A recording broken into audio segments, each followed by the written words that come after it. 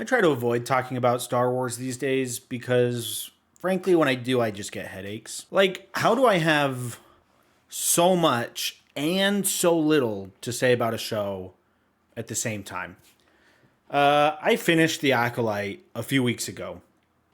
I know I'm late to making this video. I initially didn't want to talk about this show at all. But the more I've sat with it, the more I decided that I do want to talk about this show. So let's get into it. I should preface everything by saying that when The Acolyte was first announced, I was genuinely stoked. That came off as sarcastic. I'm not kidding. I was stoked. Like, it was my most looked forward to project in Star Wars at the time. I was excited to step away from the Skywalker era, get into the High Republic, as well as just take on a show that's a little darker, edgier in tone.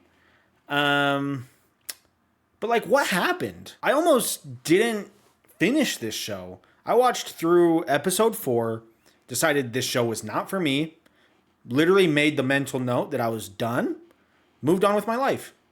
I only kept watching because people went ballistic for episode 5, which gave me enough hope to go and finish the series out. This is a rapid review, so I'll get to the point real fast. The Acolyte lacks any form of identity whatsoever. Overall, this felt like a Star Wars show written by AI. And I'm furious because there's some awesome nuggets in the show. The little action there is some of the best we've seen in Star Wars in a long time. Kamir's helmet, which I initially thought was a Kylo ripoff, is way cool. And there's some really cool lore implications sprinkled here and there. What has me the most confused about this show is that there are some serious bipolar tendencies. For the first 4 episodes, I felt like I was watching a show you'd find on Disney Channel. I don't know if you all remember the show Twitches. It felt like Twitches on Disney Channel, set in the Star Wars universe, which is not inherently a bad thing. It's just, it's not for me. So I thought I must have been seriously mistaken, or that I seriously misunderstood what this show was and who it was for. But then in episode 5, Kamir goes on a murderous rampage for the entire episode. And I was like, wait a second.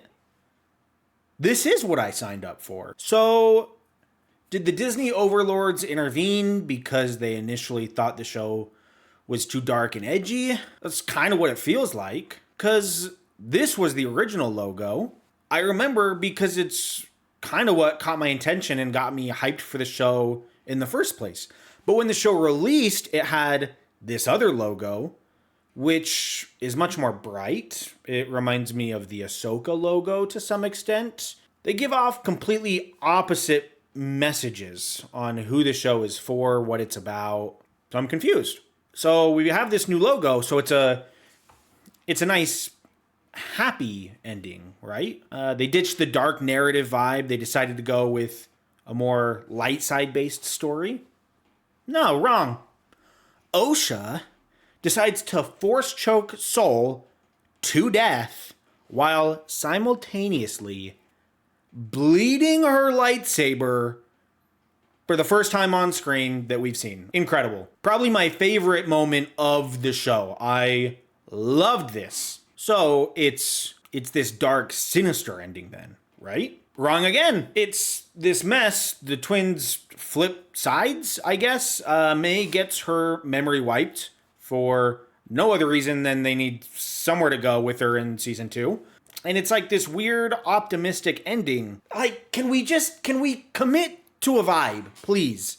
Because we're trying to do both, and it doesn't work well for either. And don't even get me started on the High Republic era, because I was so excited for this element of the show. But you know when I knew that this show was half-cooked? When they didn't give a rat's ass that this was set in the High Republic? In episode 1, like 20 minutes in, this line.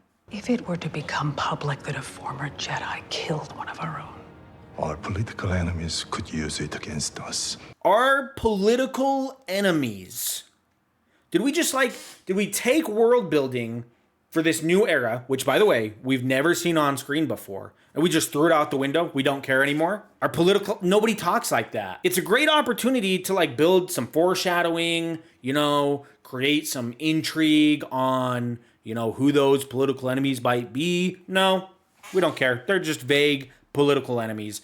Because, again, we're treated kind of like a Disney Channel audience that we just need to be told what it is. Anyway, this was a jumbled mess. I'm done talking about this. Final score, 4.5 out of 10, I guess. I don't know if I'll watch the next season.